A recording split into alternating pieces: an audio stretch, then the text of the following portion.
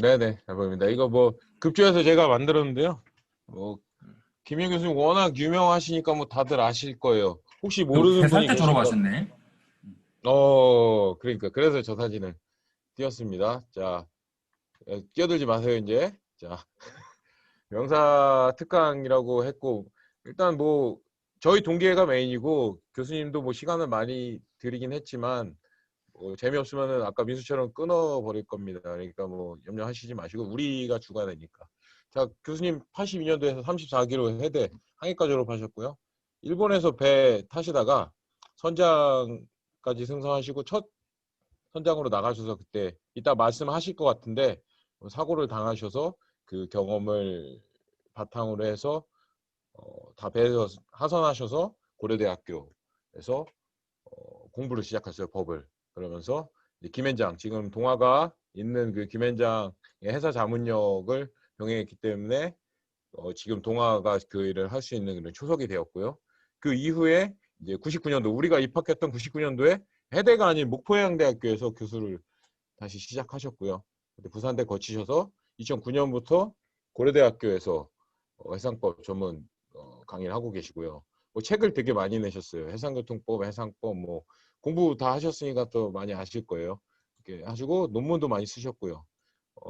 이 외에도 이제 수필집 뭐 바다와나 선장 교수의 고향사랑, 해운산업 기피기 오늘 그 주 교재가 되겠죠. 그것도 하셨고 뭐 한중일 비교 해상법 등 실용서들도 많이 쓰셨어요.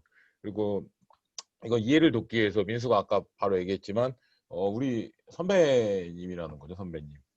선배님이라는 거죠. 이 윙브리지에서 세팅하시는 모습이고 이 두 번째 사진은 고려대 이제 지금 뭐 선장 면허는 갖고 계시지만 배에서 이제 하선하셔서 처음으로 공부해서 처음 박사 학위 받았을 때 사진입니다. 그리고 이거는 뭐 최근에 이제 이 동기 온라인 동기회를 못 뭐지 그 아이디어를 제공해 주신 게 교수님께서 이렇게 활동을 많이 하고 계시거든요. 저는 그냥 따라만 한 겁니다. 그리고 이 면장은 선장님 면장이고요. 교수님께서 뭐 모르시는 분도 많겠지만 교수님 명함에는 항상 선장 이렇게 파가지고 다니십니다. 그래서 선장의 자부심, 대한민국 그 해대 출신 선장님으로서 지금 일반 우리 그러니까 스카이 대학교죠. 거기에서 이제 최초로 이제 정식 교수를 하고 계시는 아주 훌륭하십니다. 나머지는 이제 교수님께서 직접 뭐 책 얘기하시면서 직접 듣는 걸로 하겠습니다. 교수님 접속하셨죠? 아직 접속이 안 됐어요. 지금 안 됐어요? 조교님이 하고 있고요. 그러면은 들어오시면 제가 말씀드릴게요. 예, 오케이. 그러면은 오셨습니까? 예, 예. 예, 공유 화면 내리고 그럼 공유 진행하겠습니다, 교수님. 중지하겠습니다. 인사 먼저 좀 진행하고 하겠습니다, 교수님.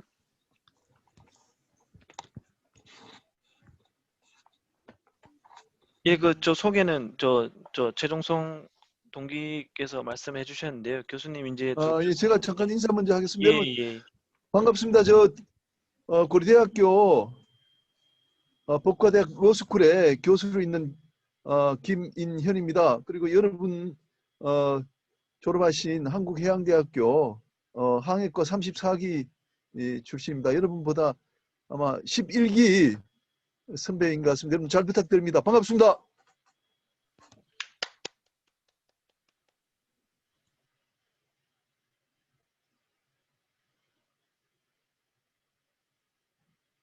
예, 그럼 지금 제가 화면 공유해서 지금 시작하면 되나요? 예, 교수님 화면 공유하시고 그래. 예, 진행하면 될 것 같습니다. 제가 그래서 예. 지금 6시 10분인데 예. 7시까지 한 7시 10분까지 돼 있죠. 뭐 이제 좀 적당히 하시고 혹시나 또 저희 동기분들 중에 뭐 질문이나 또 대화를 하고 싶으신 분 있으시니까요. 뭐 예. 교수님한테 질문하는 시간을 좀 가지고 하면 될 것 같습니다. 예. 예. 자, 그러면 이렇게 할게요. 이제 화면 공유해 버리면 제 얼굴이 안 보이기 때문에 예, 예. 일단 제가 좀 배경 좀 설명드리고 이제 화면 공유해서 그걸로 따라가도록 그렇게 하겠습니다. 아시다시피 이제 강동화 위원이 제 박사 과정 이제 학생이고 그래서 오래전부터 이제 알게 되었고 우리 최종성 우리 사장님도 최근에 이제 알게 되었는데 뭐 이런 행사를 한다고 그랬습니다. 그래서 제가 이 웨비나를 할 때 그러면 뭐 어떤 책을 가지고 갈 거냐 이렇게 뭐 우리가 논의를 한 바가 있습니다. 이제 웨비나를 할 때 그러면 제가 이제 바다와 나라는 수필집도 있고 선장 교수의 뭐 고향사랑이라는 수필집도 있고 또 최근에 나온 이 해운산업 깊이 읽기라는 책도 읽고 있긴 한데 어떻게 그렇게 좋냐 이랬더니 이 책이 해운산업 깊이 읽기가 좋다 해서 제가 이제 그걸 이제 선택을 해서 조금씩 여러분한테 도움이 될 수 있도록 이제 PPT를 이제 만들었습니다. 그리고 그 바다와 나 이 수필에 대해서 제가 이제 마지막에 좀 넣었습니다. 왜 이 책에 대한 내용을 소개해드리고 싶었냐면 요 안에 보면은 제가 이제 선장으로 근무하다가 이제 배 사고가 났는데 그걸 이제 제가 이제 극복하고 이제 고려대학교 법대 이제 교수가 되었기 때문에 혹시 이제 여러분들도 뭐 살다 보면은 어려운 점도 있을 수도 있고 하니까 제가 그 부분을 마지막에 좀 이렇게 넣었습니다. 그래서 오늘 뭐 저를 초대해 주신 후배 여러분 대단히 이제 감사하고요. 지금부터 제가 준비한 자료를 가지고 설명을 한번 드리도록 하겠습니다.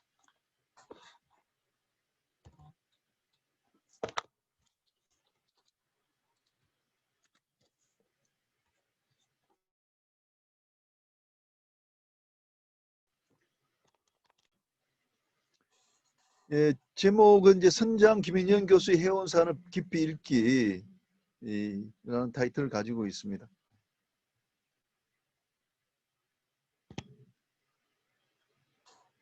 뭐 저희 저 양력인데요. 경북 영덕군 축산항이라는 어촌에서 제가 이제 태어났습니다. 나중에 그 부분 또 설명할 기회가 있을 겁니다.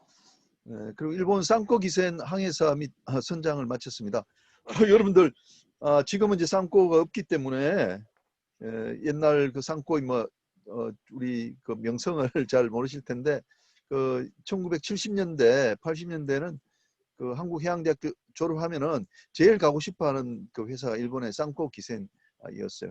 배를 한 350척 정도 운항을 하는 세계 최대의 선사였었죠. 그리고 제가 이제 선장하다가 조금 일이 있어 갖고 이제 그 선장을 그만두고 공부를 해서 이제 고려대학교 대학원에 들어왔습니다. 그 석사 과정에 들어왔고 박사까지를 마쳤는데 박사 과정 하는 동안에 김앤장 법률사무소에서 이제 근무를 했습니다. 그래서 1996년에서부터 99년까지 4년간 김앤장에 있었고요. 제가 또 선장이라는 타이틀을 쓰는 그 이유 중에 하나는 제가 배를 내리고 나서도 선장 면허를 계속 가지고 있습니다. 보통은 선배들 보면은 선장 면허 뭐 이렇게 죽여버리는데 저는 이제 5년에 한 번씩 또 갱신을 해가지고 2024년까지 선장 면허가 유효합니다.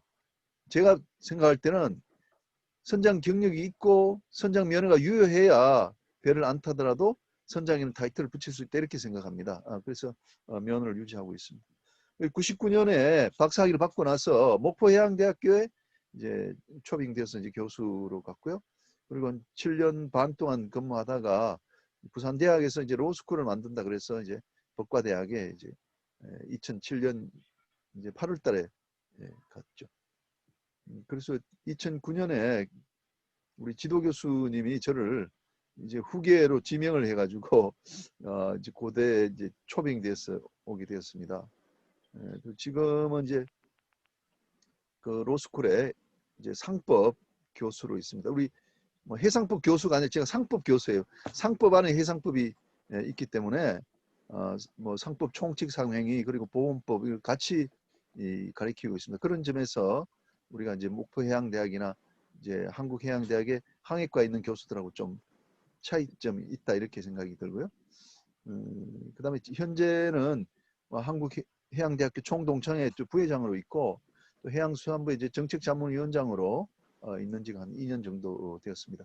그리고 오른쪽에 나오는 이 사진은 위에는 이제 우리 집입니다. 고향 집이고요. 제가 태어나고 지금도 어머님이 기거하고 계시고 그 밑은 제가 두 번째로 낸 수필집 선장 교수의 뭐 고향 사랑 이라는 책입니다. 그다음에 이제 그 해운산업 깊이 읽기에 나와 있지 않는 부분도 있긴 한데 제가 이제 해기사론이라고 좀 모두에 좀 말씀을 드리고 싶어서 좀 제 슬라이드를 만들었는데요. 제가 이미 교수 된 지가 오래됐기 때문에 여러 가지 이제 규칙적으로 장기적으로 하는 일들이 많습니다. 그 중에 하나가 이제 미국하고 싱가포르하고 일본에서 근무하는 우리 해기사들의 활동 사항을 이 해양항공이라는 글에다가 집어넣은 겁니다. 여기 나와 있지 않는데 제가 이 연도가 좀 틀렸네요. 10년 차이 나는데 제가 이제 2003년, 2004년에 그 미국의 텍사스 대학에 가 있을 때 미국의 해기사, 미국에 있는 한국 해기사들의 활동상 해서 이제 해양항국에 적었고요. 그 다음에 2013년에 싱가포르 국립대학에 갔을 때 또 싱가포르 그래서 활동하는 해기사들에 대한 또 글을 실은 바가 있습니다. 그리고 이번에 2020년에 그 일본에 있으면서 일본에 근무하는 한국 해기사들에 대한 또 글을 이렇게 실었습니다. 그래서 이번 책고 뒤에 가보면은 제일 마지막에 제가 2013년에선 싱가포르 그 해기사들의 활동사항 그걸 이제 다시 한번 집어넣어서 비교가 되도록 그렇게 했고요. 그 다음에 일본에서 활동하는 해기사 사항은 지금 보고 있는 그 책에 나와 있습니다. 두 경우를 비교해 보면 싱가포르에서는 그 당시에는 이제 주로 이제 해외에 나와 있는 법인 그러니까 펜오션의 싱가포르 법인 그리고 뭐 현대상선의 싱가포르 법인에 근무하는 해기사들이 있었고 그다음에 이제 한국에서 떠나서 이제 선박회사를 하는데 싱가포르에다가 회사를 차려서 있는 우리 해기사들이 좀 있었고요. 그다음에 선식이 많이 있었는데 그 중에 이제 봉세룡 선배라고 32기가 아주 유명합니다. 싱가포르의 한인회 회장으로 있기 때문에 우리들한테 도움이 많이 되는 분이시고요. 그다음에 일본에서는 그래도 이제 그 한국 선거에 나와 있는 분들을 빼놓을 수가 없죠. 이제 가깝다 보니까 한국 선거업이 아주 중요한 역할을 하는데 김종신 35기 나와서 있고요. 예, 그리고 이제 고려 남성 장금 흥하 같은 전기선사의 그 지점이 있는데 거기에 나와 있는 분들이 있는데 해기사인 분들도 있고 아닌 분들도 있고 그랬습니다. 그리고 우리 해기사들 관리에서 특히 선박관리업에 종사하는 사람들이 많았습니다. 선박관리업 뭐 MOL 같은데 이제 MOL에 이제 감독으로 근무하는 분들이 있었죠. 그러니까 이런 부분은 우리가 배를 탈 때 1980년대에는 굉장히 드문 것이었죠. 전 세계적으로 이제 우리 본사에 가서 감독으로 근무한 분들이 1명, 2명밖에 없었는데 지금은 이제 선주사들이 선박 관리업을 이제 별도로 하기 때문에 굉장히 많은 분들이 선박 관리 업종에 가서 근무를 하는 것 같아요. 제가 알기로는 일본에 적어도 한 20명 정도는 가 있는 것 같아요. 그래서 우리 젊은 후배들이 특히 이제 일본 선주들의 선박 관리업에 그 전문가로서 활동하는 경우가 상당히 많아지고 있다. 이렇게 말씀을 드릴 수가 있습니다. 자, 그 다음에 이건 이제 제가 말씀드린 책에 없는 부분인데 해기사 역사 바로 세우기입니다. 여러분 아마 처음 듣는 분 있을 거예요. 내가 어제 찾아봤는데 이런 결과가 나왔습니다. 저는 박옥규 선배님하고 이성호 선배님 두 분만 알고 있었는데 아주 놀라운 결과가 나왔습니다. 우리 해군 있지 않습니까? 해군. 여기 아마 해군 장교 출신도 계실 텐데 해군은 초대에서부터 5대까지 해군 참모총장이 모두 해기사 출신입니다. 우리 한국 해양대학 선배는 다 아니다고 말씀하신 분들이 상당히 많고 뭐 우리가 좁게 보면 그럴 수가 있습니다. 그렇지만 우리가 넓혀가지고 해기사 출신 보면 1대에서부터 5대까지 다 해기사 출신이에요. 여러분 처음 들으셨죠? 우리 한국 해대에서 이걸 가르치질 않아요. 불가사의한 일이에요. 초대 손원일 해군 참모총장은 워낙 유명하신 분이지 않습니까? 우리 해군을 만드신 분으로서 크게 이제 칭송받고 있는데 중국의 해양대학을 나왔어요. 중국에 뭐 지금은 존재하지 않는 해양대학을 졸업을 하셔서 상선에 근무하다가 그 이제 중국에서도 보니까 이렇게 선발돼 가지고 중국 해군에 또 종사를 하셨더라고요. 그래서 해병되고 나서 우리나라 이제 해군을 창설을 하셨죠. 그래서 해기사 출신이라고 말할 수 있고, 그다음에 이대 박옥규 이제 제도께서는 진해 고동 해원 양승소가 진해 고동상선으로 바뀌었고, 이것이 이제 우리 한국해양대학의 모태가 됐다고 이제 이야기를 하고 있거든요. 그리고 저 3대 정경모 총장님도 이제 진해 고동상선을 나오셨고, 4대 이용훈 참모총장은 지금 말하면 동경상선대학을 나왔어요. 동경 나오신 분. 그리고 5대 이성호 제독은 진해 고동상선을 나오셨어요. 그래서 이제 1919년에 창립된 진해 고동해원 양성소가 굉장히 크게 활약을 했다. 그걸 여러분 후배들님들한테 꼭 이야기해드리고 싶어요. 그래서 우리 그 조중훈 한진그룹의 이제 창립자 회장님도 진해 출신, 2등 기관사 출신이죠. 그리고 그 이제 사장님 같으신 경우도 진해 출신이십니다. 그리고 조중훈, 배순태, 이성호 이분이 진해 다 동기생들이라고 이제 책에 나와 있더라고요. 그래서 제가 생각할 때 이런 분들을 우리가 한국해양대 전신인 진해 고동 출신이기 때문에 우리 동문 선배님을 모셔야 되는 게 아니냐 이렇게 생각을 합니다. 이런 운동이 박용섭 총장 할 때니까 거의 한 10년 전에 한번 있었어요. 그래서 학교에서는 이제 이런 진해 출신들을 우리 동문으로 하겠다 이렇게 해서 한국해양대학 역사를 한 30년 이상 위로 끌어올리겠다 이렇게 이제 결정을 했는데, 이게 이제 동문회 가서 부결이 돼 버렸어요. 그래서 그 논의가 이제 중단이 돼 버렸는데, 앞으로 우리가 이제 세월이 조금 더 지나면 이 진해 그 고동해원 양성소를 우리 이 한국해양대학의 이제 전신으로 봐서 1919년이 우리 이제 1기가 입학한 때다 이렇게 봐야 될 것 같아요. 그렇게 되면은 어떻게 되겠습니까? 우리 그 적어도 세 분은 해군 참모총장이시잖아요. 그래서 한국 해양대학 출신에는 해군 참모총장이 3명이나 있다 이렇게 이야기할 수 있지 않습니까? 그 외에도 훌륭한 분들이 너무너무 많아요. 조중훈 선배 같은 경우도 우리 선배라고 또 이야기할 수 있고. 근데 우리 고려대학교도, 제가 있는 고려대학교도 보면 1905년에 고려대학이 창립됐다 이렇게 이야기하는데, 그때는 이 뭐 보성 전문이라고 그랬는데 모르겠어요. 2년제짜리 고등학교를 졸업한 실제적인 전문학교의 형태인지 그걸 모르겠어요. 그렇지만 어쨌든 고려대학은 1905년부터, 성균관 대학이 언제부터 시작하신지 아시나요?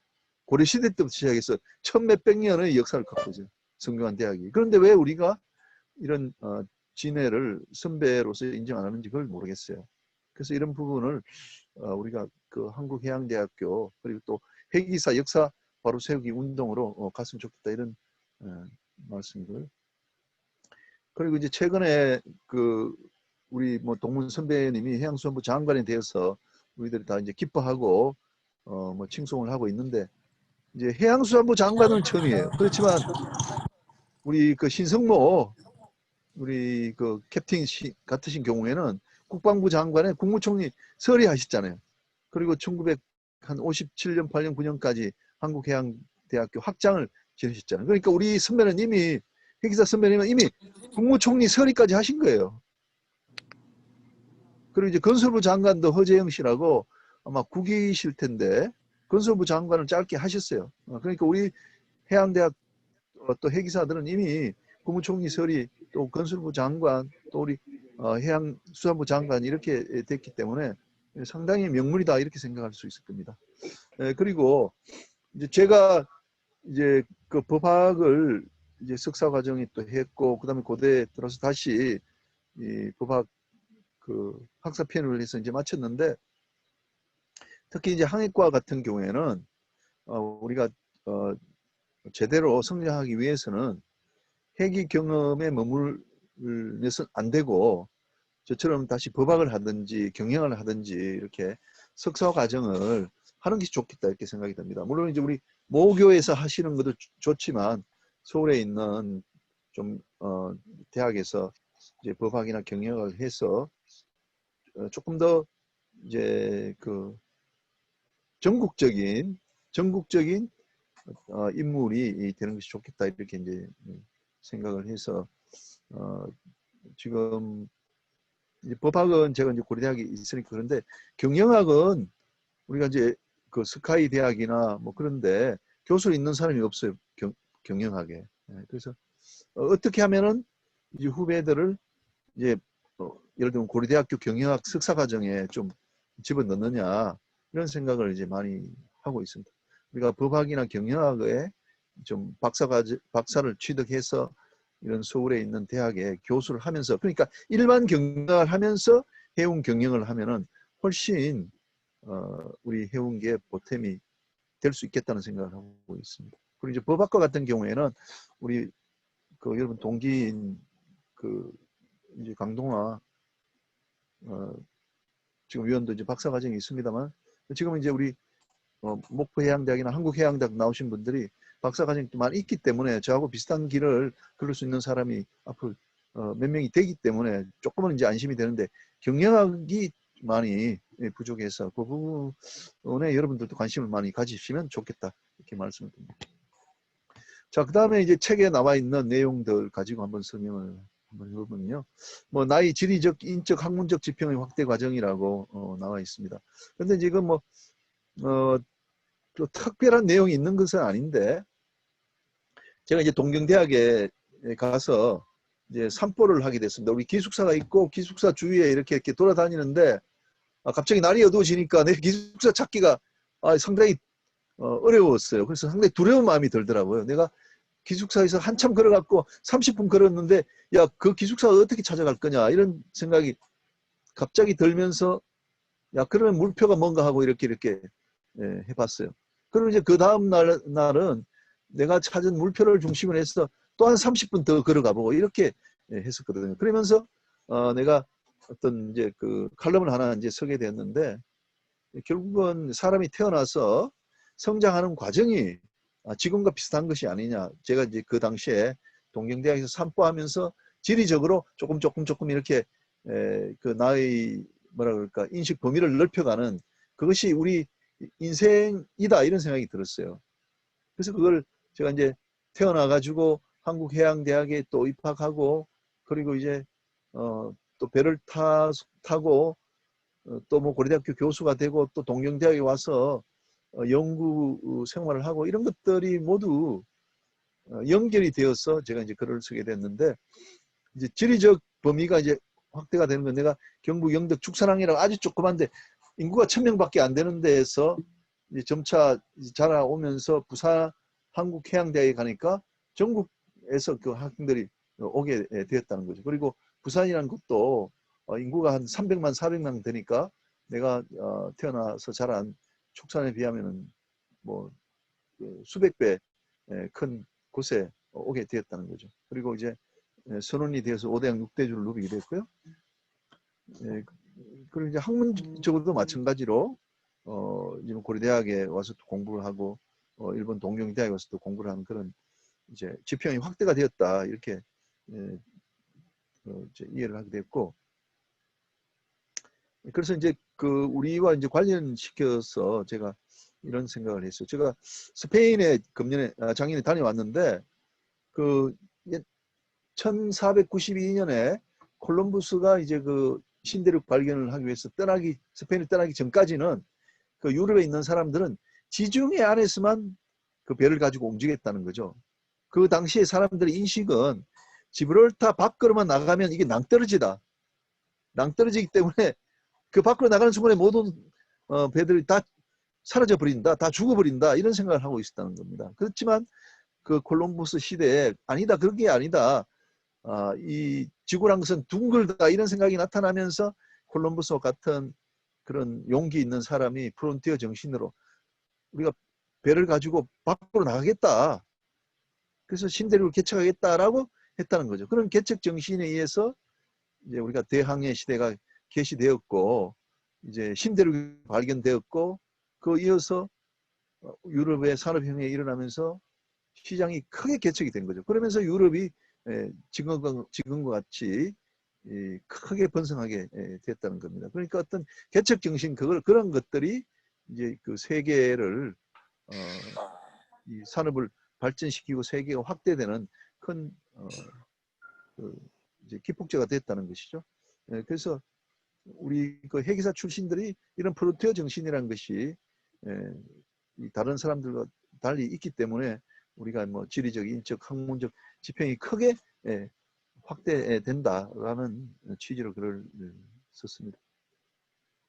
그래서 이런 것들이 모여서 우리 인류의 발달에 기여한 것이 아니냐. 그래서 우리 회계사 선배들이 상당히 많다 이렇게 끝을 내줬습니다. 그 다음에 이제 전기선 운항에서 항해 달성에는 정시 배달도 포함되어야 된다. 이건 이제 한진해운 사태와 관련되는 건데 우리가 한번 생각해 볼 필요가 있는 것이 전기선 운항은 이제 부전기선하고 이제 다르지 않습니까? 그런데 입출항 시간이 미리 이제 광고가 되기 때문에 우리가 그 광고한 시간과 장소에 우리가 제 시간에 딱딱 들어가야 되는 겁니다. 그런데 우리가 이번에 한진해운 사태에서는 이게 제 시간에 그 운송물이 배달이 이제 안 돼 버렸거든요. 그러니까 전기선이란 것은 이게 그 화주하고 운송인 사이에 약속이 정시에 배달이 된다는 그것이 가장 중요한 약속이란 거죠. 근데 이제 우리는 그렇게 생각하지 않고 그저 이제 LA에 매달 며칠로 들어가면은 된다 이런 생각이만 있었던 거죠. 근데 하역 작업까지 제대로 해가지고 그 수입자 수화인의 그 이제 집에까지 반드시 우리가 배달해 주겠다는 그런 생각들이 확고하게 한진해운에 없었다 그렇게 이제 보는 거죠. 그런 생각이 있었다면은 우리가 적어도 하역 작업이 되도록 우리가 하역비를 미리 마련했어야 되는데 그 하역비가 마련이 안 됐기 때문에 그 하역 인부들이 뭐 작업을 거부하고 또 압류하겠다 이렇게 하니까 한진해운 배들이 부대에 들어오지도 못하고 하면서 물류 대란이 일어나 버렸지 않습니까? 그래서 우리가 전기선 운항이라고 하면은 우리 모두가 생각해야 될 것이 수출입 화물이 수입자의 수정에까지 반드시 들어가야 된다.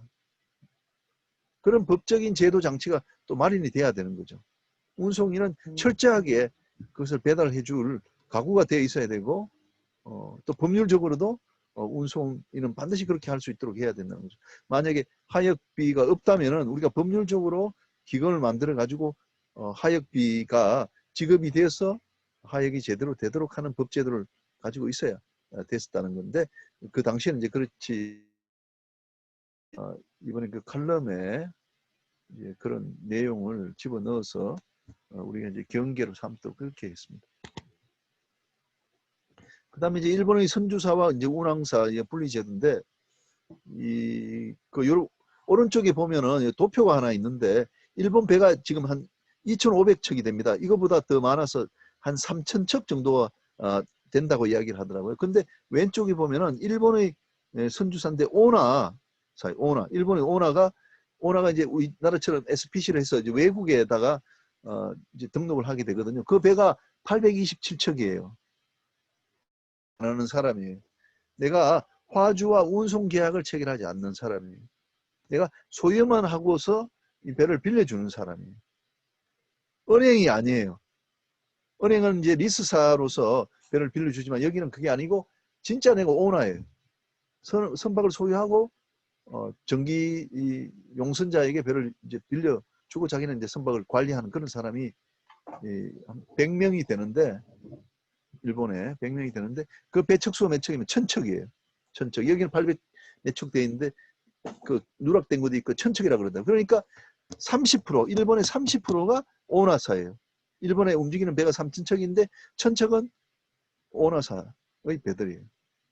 그러니까 우리와 극명하게 차이가 나는 거예요. 우리는 그 오나만 하는 선사가 창명해운이 있었고 뭐 동아 탱카 있는데 아주 극소수예요. 그 한 1% 2%밖에 안 돼. 근데 일본은 30%나 된단 말이죠. 그게 일본과 우리나라의 아주 큰 차이점이에요. 근데 이제 일본의 선주사는 이게 선박을 소유하고 관리를 합니다. 반드시 자기들이 관리를 해요. 그러니까 소유만 하고 있는 게 아니라 선박 관리도 하니까 관리 파트를 가지고 있어요. 그래서 그 선주사에는 선박 관리인들이 뭐 감독들이 있기 때문에 적어도 한 20명 정도 그 이제 직원이 있습니다. 근데 NYK와 같은 튼튼한 회사가 이제 선주사에 접근해서 배를 좀 건조해 주십시오 하고 부탁을 하면 이 사람들이 이제 이오 은행과 같은데 이제 찾아가서 돈을 이제 빌리게 되는 겁니다. 그런데 빌리는 돈을 이제 선박 금융한 돈을 이제 매달 갚아야 되지 않습니까? 근데 NYK와 같은 회사는 너무 튼튼한 회사예요. 너무 튼튼해요. 그러니까 돈을 빌려줄 때 금융이 돈을 빌려줄 때 이자율이 아주 낮아요. 돈 받는 게 확실하기 때문에. 그리고 일본은 또 자체적으로 이자율이 낮기 때문에 한 1%, 2%로 그 선박 건조 자금을 빌릴 수 있는 겁니다. 그 돈을 빌릴 때도 70%만 빌려요. 30%는 그 자기 자금을 하고. 그러니까 이제 우리나라와는 아주 차이가 많은 형태죠. 우리나라는 BBC HP를 해가지고 실제 오너가 내가 소유권을 갖고 있지 않습니까? 그러니까 이 BBC HP가 자기가 결국 운항사가 되지 않습니까? 화저 운송계약을 체결한단 말이죠. 그러면 이제 불경기가 와버리면은 내가 운항사 겸 선주가 은행에 돈을 갚아야 되는데 그 돈을 갚는 것이 쉽지가 않죠. 거의 90%를 우리가 빌려 와서 대출을 했기 때문에 대출을 갚기 너무너무 어렵습니다. 그래서 지금 여러분 곰곰이 비교해 보시면 우리가 일본에 비하면 굉장히 그 어려운 그런 그 해운업을 하고 있구나 하는 걸 금방 알 수 있어요.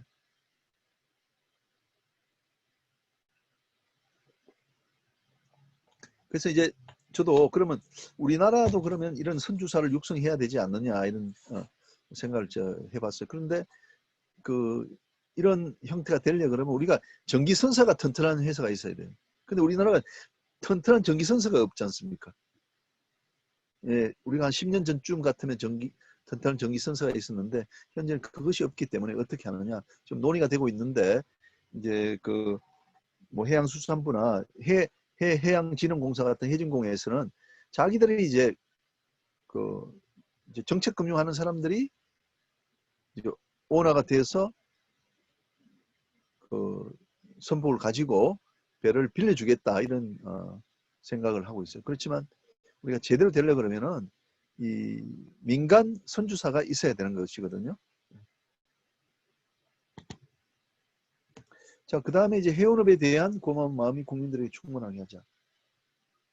우리가 이제 한진해운이 파산될 때 결정적으로 그 나쁜 영향을 미친 건 그때 땅콩 해양 사건인 것 같아요. 그 한진해운 사태 일어나기 전에 뭐 그 한진그룹에 속한 그 대한항공이 굉장히 나쁜 이미지를 국민들한테 심어줬거든요. 근데 이제 한진을 하니까 같은 대한항공 그룹이네, 한진그룹이네 이렇게 해서 국민들이 한진해운에 대한 그런 한진을 살려야 되겠다는 뭐 그런 그 마음을 갖고 있는 사람이 크게 없었어요. 그리고 국회의원들도 마찬가지예요. 국회의원들은 이제 국민들 마음을 따라가니까 그래서 이게 그 국민들로부터 지지를 크게 못 받으니까 한진해운도 쉽게 그만 무너져 버린 거예요. 근데 이제 일본에 가서 이렇게 보니까 일본은 그 대항해 시대 때 이 범선이 해류를 따라서 오다 보니까 일본의 규슈에 자연스럽게 이제 도착을 하게 됐다는 거죠. 그래서 16세기, 17세기 이럴 때 그 유럽에서 오는 그 범선들이 굉장히 많이 이제 규슈로 이제 갔던 겁니다. 무역의 목적으로. 그러다 보니까 일본은 서양 문물을 많이 받아들여 가지고 그 개화가 많이 된 상태에서 이제 명치 유신이 일어났고 그 규슈에 있던 그런 서양 문물의 힘이 명치 유신과 합쳐지면서 일본이 이제 그 서구화가 된 것이거든요. 그러니까 일본 사람들은 그 일본이 오늘날과 같이 된 것은 그 명치 유신 때 그 규슈 지방에 있던 그런 서구 문무 덕분이다. 그걸 이 사람들 아는 거죠. 그럼 그것이 어디서 왔느냐?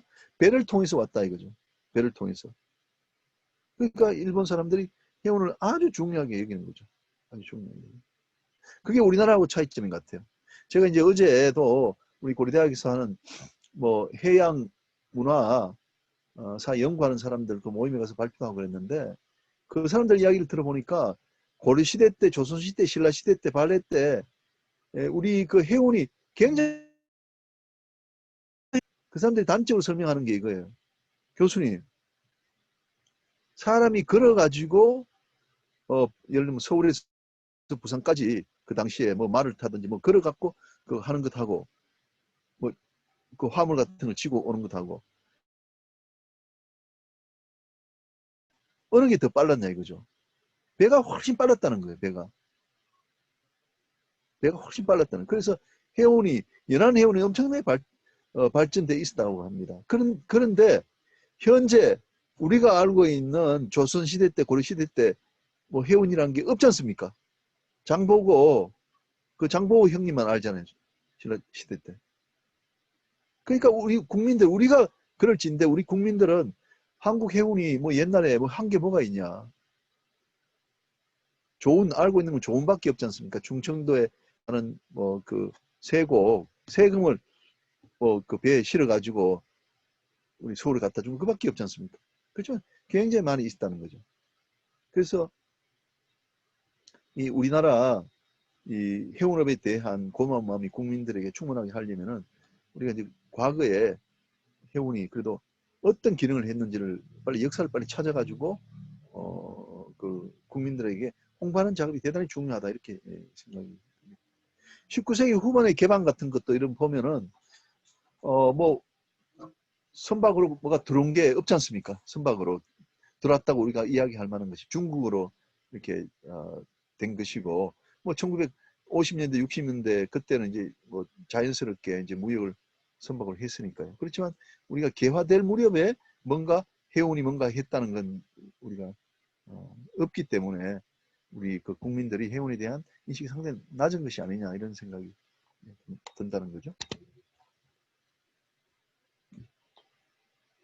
그리고 한 가지만 참고로 말씀을 드리면 그 신라 시대 때 그 이제 문무왕이 있습니다. 문무왕 여러분 아실 텐데 간포 앞바다에 가면은 수중 왕릉이 있는데 이 문무왕이 이거 삼국유사에 따르면은 통일이 이제 됐다. 신라가 통일이 됐는데 앞으로 신라를 위협할 나라는 일본이다. 이 백제에 앞선 문물들이 이제 백제가 패망하니까 일본을 건너갔다는 거죠. 그래서 문무왕이 내가 요원을 남겼어요. 내가 죽더라도 내 무덤을 바다에다가 좀 해달라. 이렇게 해서 이제 간포 앞바다 제가 이번에 갔다 왔어요. 여름에 한 300m 떨어진 그 바위 안에다가 그 수중 왕릉을 만들었다는 겁니다. 근데 이 문무왕이 죽었어도 내가 일본을 대비하도록 하기 위해서 그 왕릉을 수중에 만들었다는 사실이 굉장히 감동적이죠. 그래서 문무왕이 내가 무덤을 바다에 만들어 두면은 자손들이 제사 지내러 올 때 동해 바다를 보면 일본을 경계할 것이 아니냐 이렇게 했다는 거죠. 그리고 놀랍게도 해양수산부가 통일신라 시대 때 이미 만들어져 있었어요. 선부라고 있었어요. 근데 우리가 이걸 아는 사람은 없지 않습니까? 이미 그때 신라가 통일이 되고 바다가 넓어졌지 않습니까? 고구려, 백제 바다가 전부 자기 바다가 돼버렸기 때문에 이게 해운이 중요하다, 해군이 중요하다 이렇게 해서 선부를 만들었어요. 그러니까 우리 이 나라가 통일신라 시대 때만 하더라도 얼마나 해운이 중요했냐 이거죠. 그걸 알 정자들이 그렇게 중요하게 생각했다는 흔적들이 남아 있습니다. 그래서 이런 것들이 있는데 우리가 알려진 건 장보고밖에 없어요. 자, 그다음에 이제 한국 해운의 선진화. 여기 이제 분이 계세요. 서강대학교 철학과 교수 하신 분인데 탁월한 사회의 시선이라는 책이 있어서 제가 읽어봤는데 우리나라가 선진화되기 위해서는 어떠한 것을 했으면 좋겠다고 이분이 있었어요. 그래서 제가 이걸 해운에다 대입을 한번 시켜봤어요. 근데 이분 이야기는 고정관념에서 탈피해야 된다. 고정관념에서. 여러분들 지금 오늘 저를 이렇게 만나게 된 것도 우리 고정관념이 오랫동안 있었죠. 한국해양대학교 항해과 기관과 나온 사람들은 법학 할 수가 없는 거다. 법학은 우리가 다닐 때도 그랬어요. 한국해양대학 나온 사람이 어떻게 법학 교수가 될 수 있냐? 경영학 교수가 될 수 있냐? 한국해양대는 그게 없기 때문에 법학이나 경영학 쪽에 진출한 사람이 없기 때문에 우리가 맨날 배만 타고 해운이 이렇게 성장하지 못한다 했거든요. 그러니까 그게 고정관념이죠. 저는 말하자면 고려대학교 법대 다시 와서 법대 교수를 하는 건 고정관념을 깨트린 거죠. 그런 고정관념이 지금도 많이 있다. 그래서 제가 이제 8가지 고정관념을 꼽았는데 해운은 위험한 산업이다. 해운은 위험한 산업이라는 것이 현재 일반 국민들이 가지고 있는 인식이에요. 그리고 이제 은행에 있는 분들도 마찬가지고 해운이 워낙 경기가 그 선사들 돈 빌려주는 사람 다 나가버렸어요. 그래서 이걸 깨트려야 되는 거죠. 고정관념을. 해운은 위험한 산업이 아니다. 그거 되어야 이제 국민들도 좋아하고 은행들도 다시 찾아온다는 거죠. 자, 그 다음에 이제 해운 산업은 선박을 가진 사람만이 한다. 이것도 고정관념이라는 겁니다. 우리가 지금 이제 이자 물류 회사들이 생기고, 그 다음에 프레이트 포워더, 뭐 여러분 중에 이제 운송 주선인 업무하시는 분들 계실 거예요. 그런 사람들이 그 화주와 운송 계약을 체결하면 운송인이 되는 거예요. 근데 지금도 사람들은 특히 선주협회에 있는 분들은 선주는 뭐냐? 배를 가지고 영리 활동을 하는 사람이다 이거죠. 배를 갖고 있어야만 선주협회 회원이 되는 거예요. 근데 해운 산업은 그게 아니다 이거죠. 해운 산업은 선박을 가진 사람만이 하는 것이 아니고 배가 없어도 프레이트 포워드들도 이자 물류 회사도 운송 계약을 체결해서 운송 서비스를 약속하면 운송이 되는 거죠. 그 사람은 전부 다 해운 산업의 플레이어로 봐야 된다는 거죠. 그래야 우리 큰다는 거죠. 자, 그 다음에 이제 우리 회사는 회생교차를 신청하지 않을 거다. 한진해운도 마찬가지 아닙니까? 이 우리 강동화 위원도 있지만 절대로 뭐 회생교차 들어가지 않을 거라고 생각했기 때문에 준비를 못한 거죠. 준비를. 현금도 준비를 못했고. 그러다 보면 우리가 들어가서 회생교차 들어가는 뭡니까? 회생을 거쳐서 채권자들의 채권을 많이 10분의 1로 줄여가지고 살아남기 위해서 들어가는데 준비가 안 되고 들어가면 어떻게 되겠습니까? 버리죠. 그래서 우리 회사는 회생교차를 신청하지 않을 것이라는 그 고정관념에서 탈피해서 들어갈 수 있다는 마음가짐을 가져야 되는 거죠. 그래서 미리 준비를 해야 됩니다. 그 다음에 한국에서 선박금융은 금리가 높아서 일본 선주와 경쟁에서 뒤처진다. 이것도 우리 한국은 해방되고 나서부터 계속해서 높은 금리이다. 이게 뭐 어쩔 수 없다 하는 체념 바꿔야 된다 이거예요. 일본은 1, 2%이기 때문에 우리가 특별법을 마련해서라도 선박금융은 5% 정도로 금리를 떨어뜨려야 된다. 그래야 경쟁이 가능하다. 그리고 이제 해운과 조선은 어떻게 해야 되겠습니까? 우리가 이제 해운 운임이라는 것이 이제 공급량과 말하자면 선박 공급량과 화주가 제공하는 그런 이제 수요 에서 버리면 공급이 많아지니까 운임이 떨어져 버리죠. 그러니까 해운과 조선은 반대 방향이 되는 거예요. 조선이 화랑이어서 선박을 많이 건조하면 우리가 해운은 불리하게 돼버리는 거예요. 자, 근데 지금 우리나라는 어떠냐면요. 그 조선은 95%가 수출이에요. 수출. 워낙 그 이제 캐파 크니까 다 수출을 한다 이거죠. 우리나라 내수는 5%밖에 안 돼요. 그럼 우리가 이 주장을 계속하면 어떻게 되겠습니까? 쪼그라들어야 돼요. 우리 내수가 얼마 안 되니까. 배를 많이 건조하면 또 우리가 운임이 떨어져 버리니까. 그러면 어떻게 해야 되느냐? 해운과 조선이 같이 가도록 해줘야 된다 이거죠. 같이. 그럼 우리나라는 지금 내수가 10%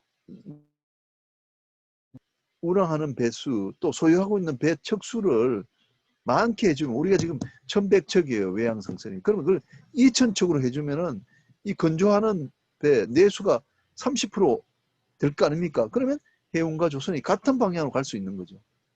이것도 저는 이제 고정관념이라고 보는 거죠. 그 다음에 이제 우리가 BBC, HP 할 때 다 해외 SPC를 두는데 꼭 그렇게 해야 되느냐 이거죠. 국내에도 얼마든지 할 수 있는 게 아니냐. 여러분 보세요. HMM 현대상선 그 이제 우리가 12척 그 24,000 TU 그리고 뭐 또 해서 20척을 국민의 그 세금으로 지어주는데 깃발이 우리나라 깃발이 아니죠. 파나마 깃발이에요. 꼭 그렇게 해야 되나요? 그래서 한번 바꿔볼 필요가 있다. 그 다음에 이제 선원사업이 사양산업이라는 것도 이 1980년대는 우리가 그 5만 명이었어요, 선원이. 그리고 매출도 5천억을 올렸어요. 근데 지금은 송출 선원 같은 경우 3천 명밖에 안 돼요. 근데 이렇게 사양산업으로 체념해야 되느냐?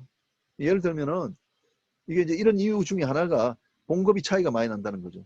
해외 송출 선원이 봉급이 메리트가 없다는 겁니다. 그러면 우리가 한 사람당 월 뭐 200만 원, 300만 원씩을 추가로 주면은 그러면 선원들이 다시 송출 나갈 수 있지 않느냐. 다시 한번 생각해 보자는 거죠.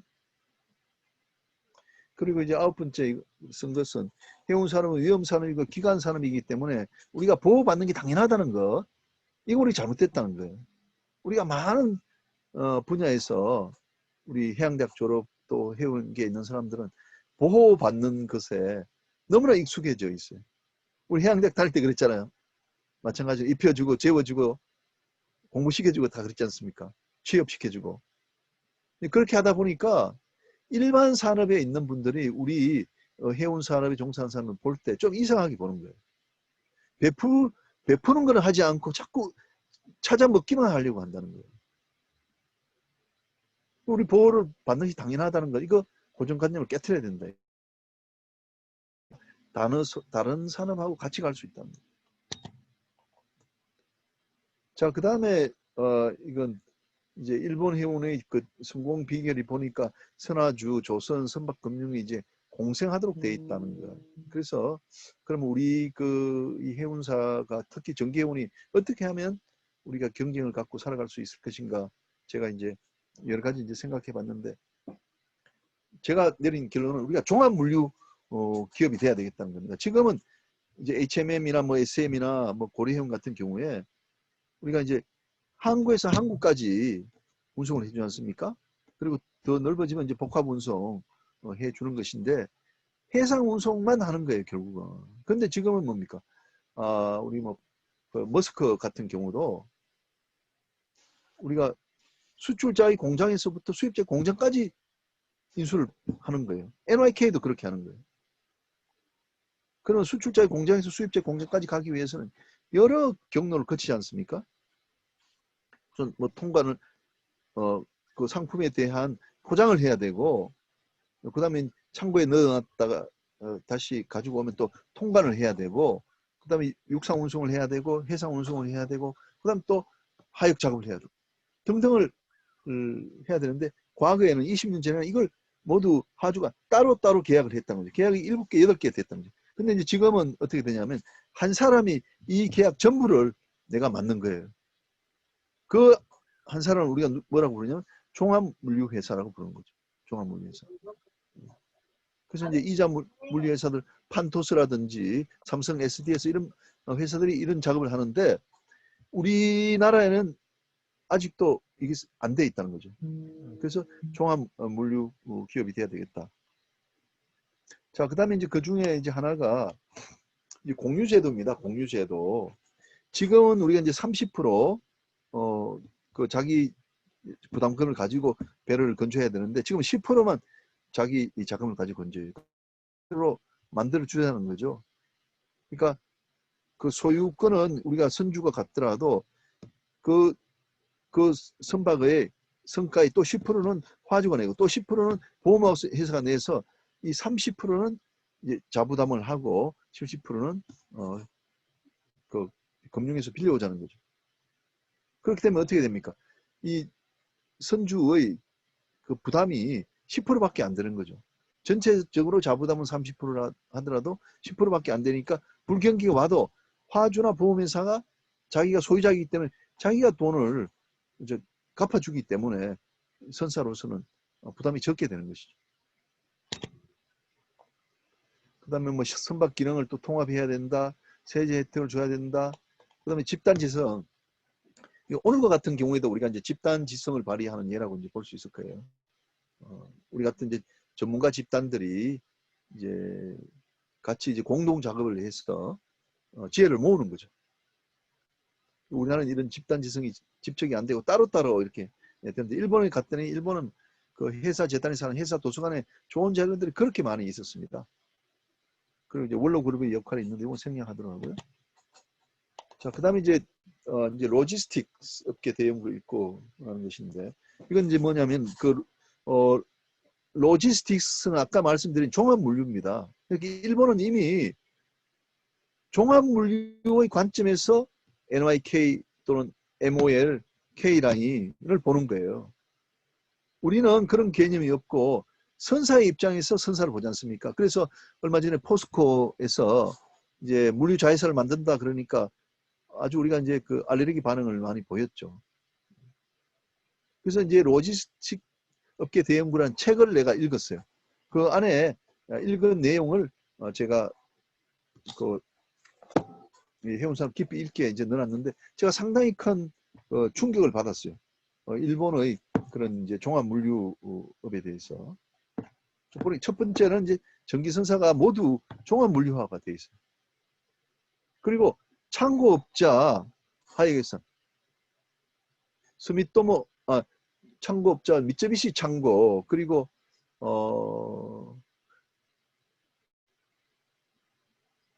가미꾸미라는 하역 회사 있어요. 그 회사들도 모두 운송을 인수해요. 그러니까 종합 물류화가 다 된 거예요. 말하자면 우리나라 성광 같은 경우에도 종합 물류 기업이 돼가지고 운송 계약도 같이 인수를 하는 거예요. 그런 점이 우리하고 이제 다른 점이다. 그리고 일본은 내항 해운도 대단히 크게 돼 있어요. 내항 해운이. 내항 해운이 대단히 크게 돼 있다는 점이고 결과적으로는 그 우리 전기 선사도 종합물류 계약을 체결할 수 있어야 돼. 지금은 우리가 어떻게 돼 있냐 그러면 그 HM과 같은 경우에는 종합물류 계약이 나오면은 입찰에 들어갈 수가 없어요. 왜? 자기는 그까지 커버를 안 하니까. 그렇지만 그 해상 운송 구간에 대한 입찰이 들어오면 거기만 들어가는 거예요. 그러니까 이미 우리가 입찰이 들어갈 수 있는 그런 기회 자체가 적어지는 거예요. 그래서 우리가 빨리 이런 쪽으로 나가야 되겠다는 것이 이제 저 생각이고요. 그 다음에 이마바리 방문 보고인데요. 그 오른쪽에 보면 이 그림이 나와 있습니다. 여기 이제 이마바리에 그 도운 해운이라고 그 이제 선주를 만나가지고 여러 가지 이야기를 들은 것이고요. 이 선주가 자기가 배를 150척 가지고 있더라고요. 그 150척에 대한 사진이 전부 그 뒤에 나와 있습니다. 그리고 이제 이마바리와 같은 경우에는 이제 회사 크러스트인데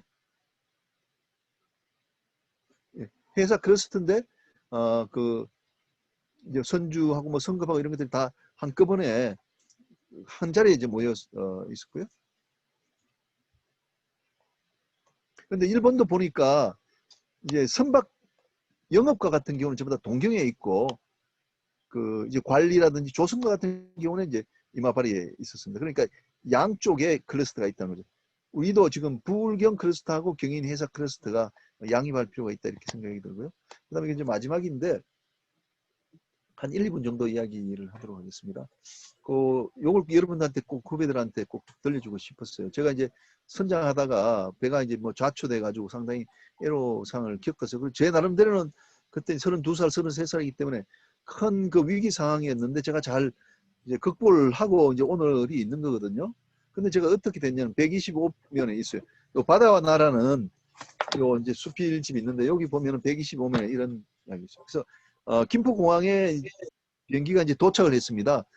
이제 그 호주에서요. 그런데 비행기가 도착을 하는데 자기가 탁 이렇게 자리에 앉는데 그 전진 탈핵 죽이기 위해 가지고 엄청난 노력을 많이 해요.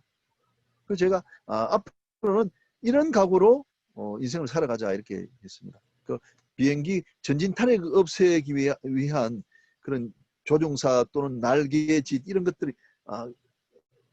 합체가 되는데 앞으로는 이런 각오로 살아가자 이렇게 생각을 했고 지금도 제가 그 1992년 그 당시를 생각하면서 최선을 다하는 삶을 살아가려고 노력을 하고 있습니다. 그 다음에 이제 김현장이 들어갔는데 그 당시에 제가 이제 일하는 그 과정 마음가짐을 얘기했었는데 한국해양대학교 본과를 졸업했다 내가. 그런데 서울법대 나온 변호사와 겨룰 수 있는 정도의 전문성과 열정이 있다는 걸 한번 보여주도록 하셔서 노력을 했고 그랬더니 3년이 지나가지고 이제 좋은 성과가 나타났고요. 네, 그리고 이제 이게 바다만 나와 있는 마지막인데 내가 이제 그때 실패해서 일어나게 된 그 두 가지는 나의 가슴에 자리하고 있는 자부심이었는데 첫째는 내가 한국해양대학을 졸업한 엘리트고 그것도 본과 출신이라는 거예요. 나는 해운을 위한 엘리트 교육을 받고 자라났는데 엘리트가 한 번의 실패로 무너질 수는 없다 이렇게 이제 생각했고요. 또 하나는 내가 이제 선장이라는 타이틀을 갖고 있다는 건데 선장은 비록 작은 조직이었지만 이제 조직의 리더고 이제 해운계를 대표하는 선장이라는 타이틀을 가지고 있기 때문에 이제 자부심과 해운에 대한 충성심을 가지고 이제 열심히 생활을 했고 한국해대를 나온 선장이 뭔가 있다는 것을 그 당시에 이제 김현장 이제 변호사들한테 보여주려고 노력했는데 이제 그렇게 노력하다 보니까 이제 그 좋은 이제 평가를 얻게 됐고 그런 평가 덕분에 이제 고려대학에 이제 교수로 올 때도 쉬웠고요. 고려대학에 와서도 마찬가지로 저는 이제 한국해양대학을 졸업한 엘리트다 그리고 이제 선장이다 하는 생각을 가지고 지금도 열심히 이제 하고 있습니다. 그래서 후배님들도 항상 이제 그런 마음으로 여러분들 다 저 똑같은 길을 밟고 있지 않습니까? 그렇게 해서 열심히 좀 생활해 주시면 상당히 좋을 것 같습니다. 이상 제 강의를 마치고 한 3분 정도 남았는데 좀 질문 좀 듣도록 하겠습니다. 예, 감사합니다. 네, 교수님 들리십니까? 예, 잘 들립니다. 예. 교수님 뭐 너무 좋은 말씀 해주셔서 예. 감사합니다. 우리 지금 동기들이 지금 채팅이나 뭐 해가지고 질문이 엄청 많은데요. 제가 좀 예. 줄여가지고 그래서 저희 뭐 동기 회장입니다. 김지훈 회장이 먼저 질문을 하겠답니다. 지훈아. 예, 교수님. 예, 이게 예. 학교 때문에 끊어졌는데 한번 말씀하시면 돼요. 목소리가 끊어져가지고. 예, 오늘 너무 풍성한 강의로 저희 또 가슴을 또 이렇게 쓸어주시는데 상당히 좀 고무적이고 상당히 배울 점이 많은 것 같았습니다. 너무 감사드립니다, 우선. 그리고 제가 이 부분에 대해서는 질문은 아니고요. 저희가 지금 148명이 동기 SNS 활동을 하고 있고 매 순간순간 각자가 해운업에서 이제 종사를 하면서 질문들이 있습니다. 그러니까 이제 뭐 궁금한 사항이라든지 이런 부분들에 대해서 서로 이제 알고 있는 부분들에 대해서 답변하고 조언을 해주고 이런 부분들이 그냥 이렇게 스쳐 지나가는 것들이 너무 좀 개인적으로 너무 아쉽더라고요. 그래서 근 2년 가까이 저희 SNS 활동이 이루어지고 있습니다. 저희 동기들, 55기 동기들 사이에서. 그래서 언제 한번 저희가 이제 동기회를 한번 한 적이 있었는데 우리 동기분이 이런 아이디어를 내주셨어요. 이런 어떤 조언을 하고 어떤 그 테크니컬하게 어떤 답변을 해주고 이런 부분들을 한번 집대성하면 상당히 좀 이제 좋을 것 같다. 뭐 물론 어떤 아주 구체적이고 전문적이지는 않겠지만 그래서 저는 이런 계획을 갖고 있습니다. 그래서 어떤 북을 하나 만들어서 저희 55기 동기들이 장기적으로 SNS 활동을 하면서 질문하고 답변하고 하는 것들이 그냥 이렇게 지나가지 않고 그런 어떤 책을 하나 만들었을 때 만들려고 이제 교수님께서는 이제 그런 어떤 책들을 저서들을 많이 이렇게 집필하셨으니까 그런 과정에서 제가 질문 드리고 싶은 부분은 어떤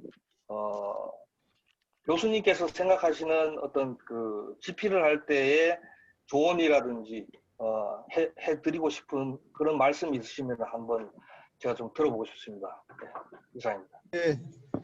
지금 그 우리 여기 학교에 인터넷 상태가 안 좋아갖고 중간에 잠이 끊어지고 그랬는데 그 이제 아마 이제 동기회에서 아마 그 이제 SNS 같은 거 하면서 자료를 모아갖고 막 책 같은 거 만들 때 막 주의사항 같은 거 이런 거 아마 말씀하신 것 같아요. 좀 도움 같은 거 이제 저한테 뭐 자문 받고 싶어 하시는 것 같은데 그 정확한 그 질문인지 모르겠는데 이제 뭐 그 내용에 대해서는 제가 말씀드리기가 못하고 그 이제 출판사 이 법무사나 박영사가 좋은 출판사거든요. 그러니까 여러분들 그 만드실 때 저한테 이야기하면은 제가 법무사 소개해 드릴게요. 그래서 여러분들 편하게 이 책 여기에서 나와야 인류로 인정받을 수가 있어요. 그리고 또 하나는 그 제가 여러분 지금 사 가지고 가신 책이 200페이지잖아요. 200페이지예요. 일본 사람들이 이렇게 책을 200페이지 내외로 책을 만들어요. 그리고 이렇게 뭐 굉장히 깊숙하게 뭐 어떤 연구 결과를 책자로 만들어서 그렇게 하려고 하는 게 아니에요. 우리나라 사람들은 한 500페이지 했고 두텁게 뭐 폼 잡는 책을 많이 만드는데 일본 사람들은 굉장히 실용적으로 해요. 그래야 이게 잘 읽힙니다. 그리고 자기가 연구한 결과를 빨리빨리 책자로 이렇게 만들어야 그 지식이 전파가 되고 집단 지성이 이루어질 거 아닙니까? 그래서 여러분들도 그 이렇게 하시면은 여러분들 지금 각자 보니까 아주 요소요소에 많이 계시더라고요. 그러면 각자 그 분야에 한 50명 정도가 내 분야에 지금 내가 어떤 일을 하는데 최근에 이런 거 경험했다 해서 그걸 책자로 50 항목을 딱 만들어 가지고 한 200페이지 내게 되면은 엄청나게 좋은 저 책이 될 것 같아요. 그게 바로 이제 집단 지성을 발휘하는 거다 이렇게 생각이 됩니다. 그러니까 너무 어렵게 생각하지 마시고 경험한 바를 솔직하게 책자로 200페이지 만드시면 될 것 같아요. 그리고 만드시기 전에 저한테 말씀해 주시면 제가 교정도 봐드리고 그 다음에 좋은 출판사 소개해 드릴게요. 네, 감사합니다, 교수님. 예, 그리고 동기 회장님 너무 네. 미남인 것 같아요. 교수님이 더 미남이신데요. 동기 회장님 미남이신 것 같아요. 네, 예. 고맙습니다, 네. 교수님. 예. 예, 교수님 그 질문이 또 계속 나오고 있어서요. 좀 질문도 간결하게 하고 답변도 좀 간단하게 하겠습니다. 잠깐만요. 지금 인터넷이 불안정하니까 네. 이게 채팅창에다가 글을 써주시면은 내가 확실하게 할 수 있을 것 같아요. 질문. 네, 채팅창에 지금 질문이 하나 올라가 있습니다, 예. 교수님. 예, 잠깐만요. 예, 제가 읽어드리면 해운업 전반에 대해서 설명 감사드린다고 했고요. 해운법 제24조 해운의 등록에 따라서 대량 화물 화주들이 해운업 진출에 대한 현행법상 진행 규제에 대해서 어떻게 생각하시는지 저기 MT55B 이진환 이진환 분이 질문을 했습니다. 예. 지금 그 부분은 뭐 여러 가지 우리가 말씀드릴 수가 있을 것 같아요. 이제 시각차인데 전에는 이제 대량 화주들이 전혀 우리 해운 산업에 진입 못하게 하다가 이제는 정책자문위원회의 그런 뭐 심의를 거치면 될 수 있도록 좀 완화가 됐습니다. 근데 이제 제가 갖고 있는 그 생각은 과연 지금 말씀하신 우리 규제 자체가 이게 정말 긍정적인 것인지 한번 다시 생각해 봐야 된다 이 생각이 들어요. 우리는 지금 알다시피 해운 매출이 50조에서 지금 35조로 떨어졌잖아요. 우리가 자꾸 커져야 되는데 자꾸 쪼그라들어요. 근데 우리 선주협회도 이 매출 자체를 선주협회에 가입돼 있는 사람의 회사의 매출만 잡는 거래요. 그러다 보니까 이 매출 자체가 적어요. 내양해운의 그런 매출을 합산해 가지고 우리 발표해야 되는데 선주협회 산하의 매출만 잡는 거예요. 그리고 또 선주협회 같은 경우는 자기 회원사만 이제 보호를 자꾸 하다 보니까 우리가 이제 새로 생겨나는 그런 이제 산업을 우리 해운 산업적으로 끌어오지를 못하는 거예요. 그 대표적인 게 이자 물류 회사라고 봅니다. 이자 물류 회사는 한편으로는 내가 화주에서 한편으로는 운송인이거든요. 그럼 저는 계속해서 주장하는 게 그 선주협회 그 이름을 선주운송협회로 바꿔야 된다라고 봐요. 그래서 배를 안 갖고 있는 사람도 집어넣어 가지고 우리가 같은 팀으로 가야 된다 이렇게 생각하는 거죠. 그런데 아까 말씀드린 해운업의 그 25조 그 자체는 그런 우리가 진입을 우리가 막고 있는 그런 역할을 하는데 저는 좀 전향적으로 생각해서 우리가 기존의 그 우리 해운회사들이 조금 규모가 축소되더라도 우리 업종 자체를 바꿔가지고 나가면 되는 거 아니냐. 그래서 포스코의 그 물류 자회사 진출 분야도 저는 이제 그렇게 생각해요. 우리가 그 사람들 못 들어오게 할 게 아니라 우리도 이자 물류회사를 만들면 되는 거 아니냐.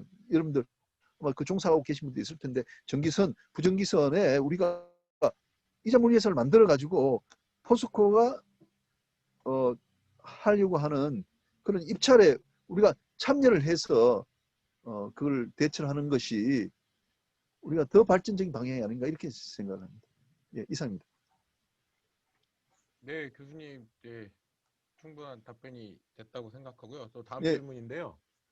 지금 한국해양수산연수원에서 근무하고 있는 이지 55B 박기태 교수가 질문했습니다. 국내 내양선 산업에서 어떻게 생각하시고 이제 앞으로 어떤 방향성을 가지고 예, 좋은 나가야 질문이세요. 될지. 여기도 보면 해운 산업 깊이 읽기 여기 책에 나와 있습니다. 저도 일본 그 내양 해운, 연안 해운을 우리가 많이 벤치마킹 해야 된다고 봅니다. 일본은 이 그 해안이 길기 때문에 그 내양이라는 게 규모가 엄청난 거예요. 그 오키나와에서부터 저 위에 저 삿포로까지 그 배가 운항하니까 얼마나 그 연안이 깁니까? 근데 이제 놀랍게도 우리는 지금 연안에 있는 선원들이 노령화되고 젊은 사람이 가지를 않습니다. 근데 일본도 마찬가지였는데 5년 전에 이 사람들이 캠페인을 벌였대. 우리가 젊은 사람들 많이 영입을 하자 했는데 여기 이제 숫자는 잃어버렸는데 여기 보면 나옵니다. 보면 젊은 선원이 엄청나게 늘었어요. 선원들이 엄청나게 늘었어요. 그래서 우리도 그 내항 그 해운을 더 확대시켜야 된다고 보고요. 특히 내항 해운은 항해할 때 더 위험하지 않습니까? 섬들이 많고. 그런데 그 내항 해운에 종사하는 사람은 해양대학 나온 사람은 가지를 않고 그 고등학교 뭐 출신이라든지 뭐 그런 조금 이제 그 교육이 덜 된 분들, 준비가 덜 된 분들이 가니까 사고가 발생할 여지도 더 많은 거예요. 그럼 우리가 임금도 연안해운에 더 많이 주고 해서 더 좀 숙련된 교육을 많이 받은 분들이 연안해운에 들어올 수 있도록 그렇게 해야 된다 이렇게 보는 것이죠. 그리고 이제 연안해운과 관련된 그 안전 기준 같은 경우에는 우리가 조금 국제적인 기준하고 조금 달라도 된다고 이제 보는 것이 우리가 제대로만 돼 있으면 우리가 내항에 다니는 경우에는 우리가 날씨가 나쁘면 출항을 금지시켜 버리면 되잖아요. 그럼 혹시 문제가 생기면 이제 그 뭡니까 우리가 해양 경찰이 또 구조로 나가면 되니까. 그러니까 내항에 대해서는 완전히 우리가 외항과 똑같은 그런 이제 안전 기준을 할 필요는 없다 이렇게 이제 생각이 들죠. 예. 네, 교수님, 예, 좀 말씀을 잘 들었고요. 또 지금 이제 선주 좀 망이 안정된 것 같아요. 네, 다행이네요. 예, 선주협회 지금 계속 언급을 하셨는데 지금 선주협회 부산 사무소에서 근무하고 있는 장상훈 예. 사장이 질문을 했습니다. 우리나라 해운 산업이 경쟁력이 약화된 원인이 경영자가 경영학이나 경제학에 대한 이해보다는 그냥 단순 선박에 대한 지식만 많기 때문이라고 본인이 생각한답니다. 장상훈 예. 차장이. 근데 교수님은 어떻게 생각하시는지 그게 듣고 싶답니다. 예. 그래서 이제 그렇게 볼 수도 있을 것 같아요. 왜 그런가 하면 그 우리 해양장 나온 이제 선후배님들 해운 회사 크게 이제 번창해서 가다가 실패한 분들이 또 상당히 많이 있어요. 근데 이제 그런 분들 보면은 우리가 이제 한국해양대학에서 배웠던 거 그리고 내가 실무에서 경험한 거 그것만 가지고 경영을 쭉 해와요. 근데 그렇게 하면은 이제 일정한 수준에 올라가면은 우리가 더 이상 발전하기 어렵게 되는 것 같아요. 제가 뭐 어느 회사로 꼭 이야기는 하지 않겠는데 그래서 오늘도 내가 그 펜오션의 그 사장님 만나고 왔어요. 근데 이 사장이 보니까 고려대학교에서 하는 글로벌 MBA 과정 1년을 하셨더라고요. 그 과정이 굉장히 타이트한 과정이에요. 이제 세계적으로도 몇십이 안에 드는 아주 훌륭한 과정인데 펜오션 다닐 때 회사에서 보내줘가지고 그 공부를 했다는 거예요. 근데 오늘도 말씀하시는데 굉장히 도움이 됐다는 겁니다. 그리고 그 현대 LNG라고 그 사장님도 내가 며칠 전에 만났는데 그분도 SK에 근무하다가 자기가 이제 공부를 해가지고 미국의 왓슨 스쿨에 MBA를 했답니다. 그래서 저한테 이야기가 그 공부하고 나니까 엄청나게 크게 도움이 된다. 그 두 분 다 하시는 이야기가 리스크 관리가 너무 중요하다. 리스크 관리가. 해운은 조심조심해서 가야 되는 거다라고 이야기를 하시더라고요. 그런 점에서 보면은 우리가 이제 그동안 어려웠던 그 회사들을 보면 그런 이제 일반적인 경영학의 그런 이제 베이스 하에서 이렇게 리스크를 분산시키고 조심조심해서 가지 않고 막 분위기에 편성해가지고 뭐 투자를 한꺼번에 막 몰빵처럼 많이 해가지고 이제 뭐 그르치는 그런 경우들이 있었기 때문에 지금 우리 장 선생이 이야기하는 지적은 저도 이제 타당하다고 보고 그럼 앞으로 우리가 어떻게 해야 되느냐? 제가 이제 고려대학교 최고의 과정도 이렇게 이제 만들어서 하고 있는데 우리가 이제 공부를 더 해야 돼요. 우리가 항해 기간 배운 것 가지고 우리가 끝나면 안 되고 여기에다가 법학이나 경영학을 하나만 더 얹으면은 우리가 엄청나게 탄탄하게 될 수 있죠. 그래서 경영을 하시더라도 그렇게 하면은 우선 그런 과정이 다니면 네트워크가 튼튼해지지 않습니까? 네트워크가. 그렇게 하면 좋을 것 같아요. 예, 이제 마지막으로 질문 엄청 하네. 2개만 더 하겠습니다. 동기들 늦은 시간인데 지금 한국 채팅창에도 있는데요, 교수님. 그 한국해양대학교 들리나요? 예. 교수님, 한국해양대학교에서 그 실습생에서 학생들 가르치는 노종호 교수인데요. MOL에서 기관장으로 5년 정도 근무를 했고요. 그래요?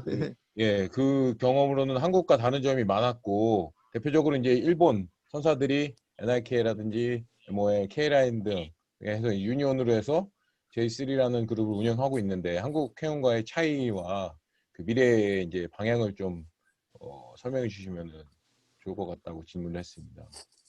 잠깐만요. 질문 내용이요? 채팅창에도 있는데요. 예. 끊겼나요? 예. 아니. 한국과 일본하고 이제 다른 점이 많았는데요. 일본 선수들은 이제 J3, J3, NIK, MOL, K라인 해서 유니온을 형성해서 하고 있는데 한국 헤어는 그런 차이가 어떤 차이가 있는지 이제 미래에 이제 앞으로 한국 헤어 선사들이 어떻게 대응해야 되는지 듣고 싶다고 질문했습니다. NIK, MOL, K라인이 J3라는 그룹 이게 더원이지 않습니까? NIK, MOL. 이게 이제 그 전기선은 이제 더원으로 하나로 운영회사를 만들었고 또 달리 유니온이라는 J3라는 그룹으로 또 운영을 하고 있는 모양입니다. 나중에 저한테 좀 가르쳐 주시기 바라고요. 교수님 말씀드려도 될까요? 간단히? 예. J3는 이제 MOL LNG 쪽에 LNG 파트 쪽에 카타르가스 산하를 그냥 이제 크게 그 NYK, MOL, K라인의 사소한 기부속이나 이런 것도 다 공유해서 쓰고 있거든요. 그렇구나. 이제 그래서 그거를 좀 효율적으로 경제적으로 그렇게 뭐 국가 산하에서 주도를 하는 건지는 몰라도 이제 한국은 그렇게 크게 한진과 현대가 있을 때 그렇게 같은 유니온식의 성격을 띠지를 못했지 않습니까? 잘 알겠습니다. 취지 잘 알겠습니다. 참 그 우리가 부족한 부분입니다. 일본은 그 특히 이제 조선소 같은 경우도 그 우리는 보면은 세계 조선소가 있기 때문에 한 조선소가 이제 입찰을 하려고 가서 이제 예를 들면 뭐 1000불에 하겠다고 하면은 다른 데 가서 900불 하겠다, 또 다른 데 가서 800불 하겠다 해서 결국 800불이 돼버린다는 거예요. 근데 일본은 절대로 그렇게 하지 않고 1000불 딱 받을 수 있도록 그 두 조선소가 움직이지 않는다는 거죠. 그걸 누가 그렇게 만들지는 모르지만 일본에 보이지 않는 손이 그렇게 한다는 겁니다. 지금 말씀하신 부분도 그 J3 뭐 U 같은 경우도 그런 이야기인 것 같아요. 그래서 일본은 그런 게 참 잘 돼 있는 것 같습니다. 근데 우리는 그게 안 됩니다. 그래서 우리도 논의하고 있는 것들이 예를 들면 우리가 인터아시아에 다니는 조그만 그 선사 같은 경우에도 뭐 제가 듣기로는 하역 작업을 같이 같은 이름으로 이제 묶어가지고 화물을 묶어가지고 하역 작업비 내고를 하면 5%가 디스카운트가 될 수 있다는 거죠. 5%가. 근데 우리는 그렇게 못하고 각 전부 따로따로 한다는 거죠. 그래서 우리가 배울 점이 상당히 많은데 우리는 말하자면 어른이 없는 거죠. 어른이. 그러니까 어른이 누가 계셔가지고 이렇게 하면 따라와 줘야 되는데 그게 우리가 이제 어려운 점이죠. 우리가 앞으로 극복해야 될 부분이라고 이렇게 생각이 듭니다. 네, 선생님 마지막 질문입니다.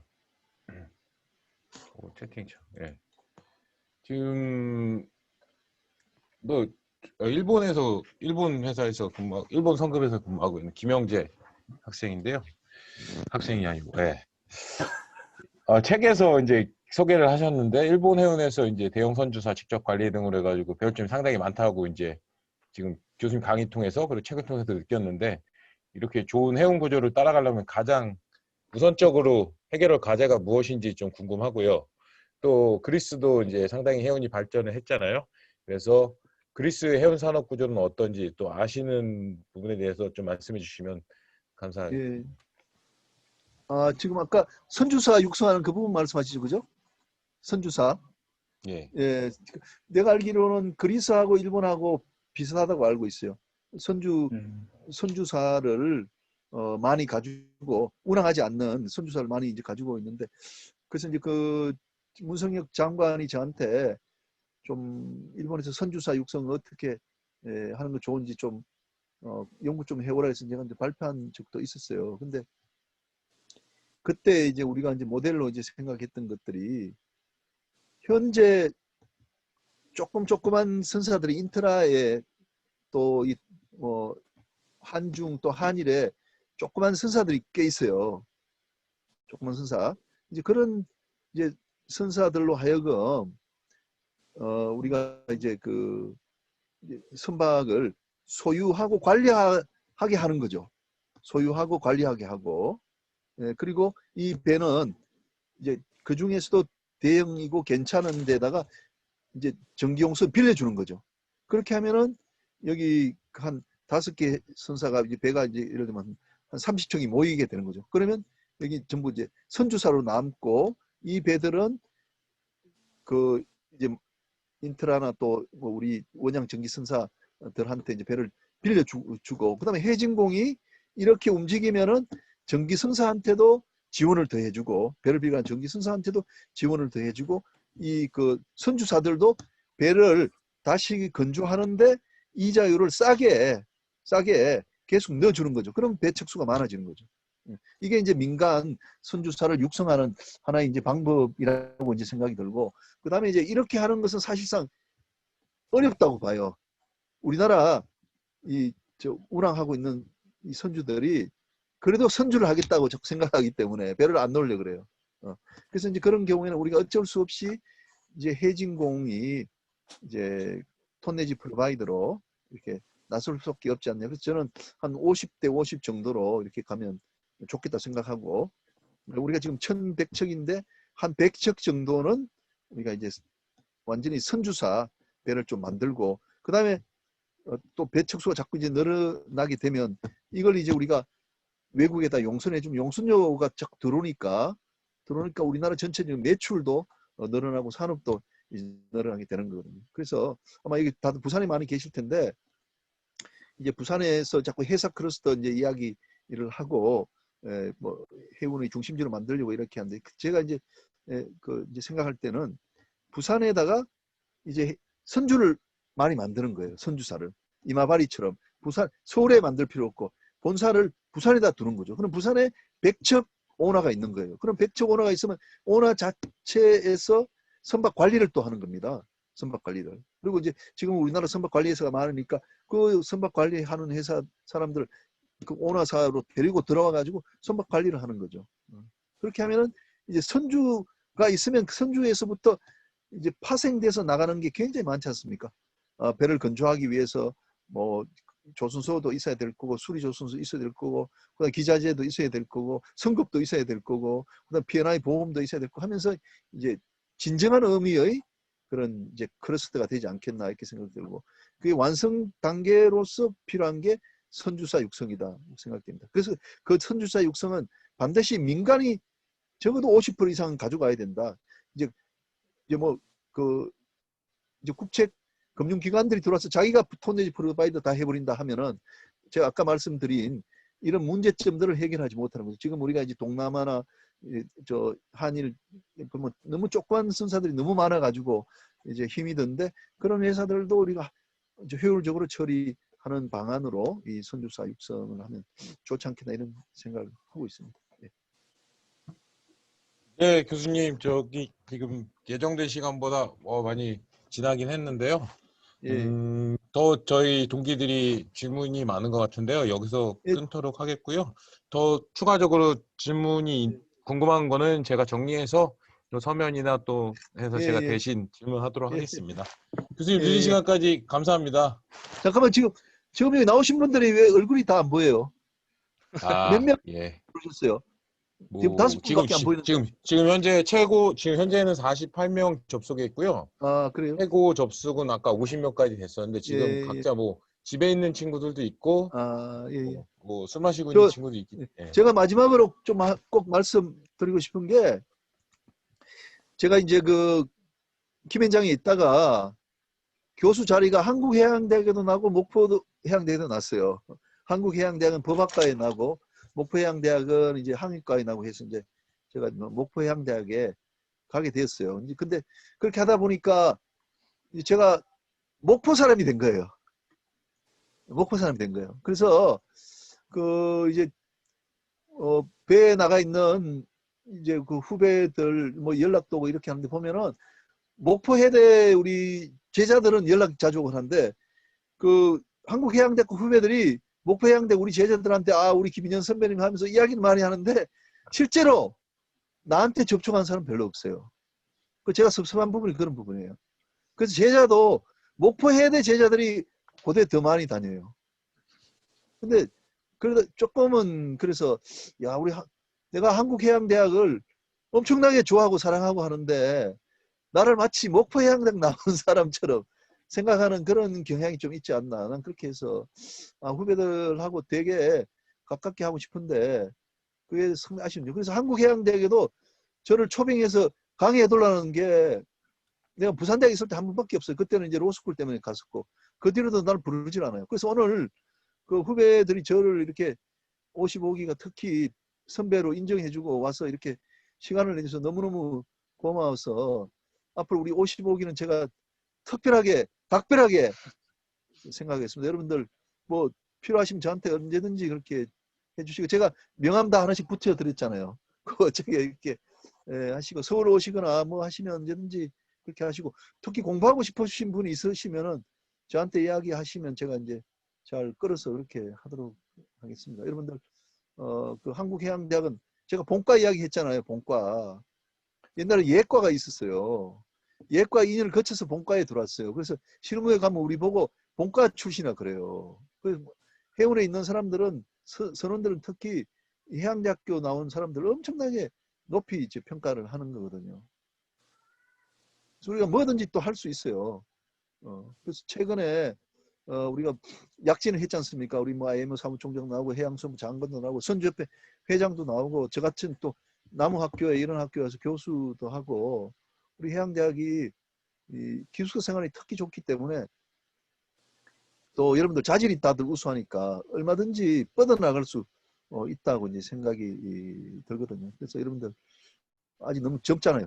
저보다 11년 후배니까 얼마나 젊으세요.